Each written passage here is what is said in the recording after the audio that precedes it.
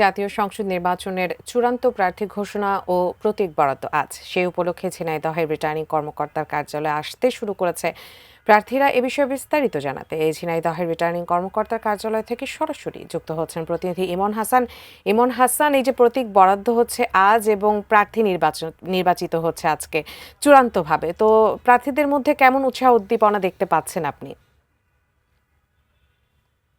ঠিক এই মুহূর্তে রিটার্নিং কর্মকর্তা কার্যালয় আছে ঝিনাইদহের। তো প্রার্থীদের সাথে আমরা কথা বলেছি, দু একজন প্রার্থী ইতিমধ্যে আসতে শুরু করছেন এবং যারা প্রার্থীরা এসছেন তাদের মধ্যে উৎসাহ উদ্দীপনা দেখতে পাচ্ছি, কেননা তারা তো ইতিমধ্যে জেনেই গেছেন যে সে প্রার্থীটা চূড়ান্ত হয়ে গেছে এবং তারা প্রস্তুতিও ইতিমধ্যে নিয়ে ফেলেছে যে তারা প্রচারণা শুরু করবে আগামীকালকে দুপুর 12টার পর থেকে।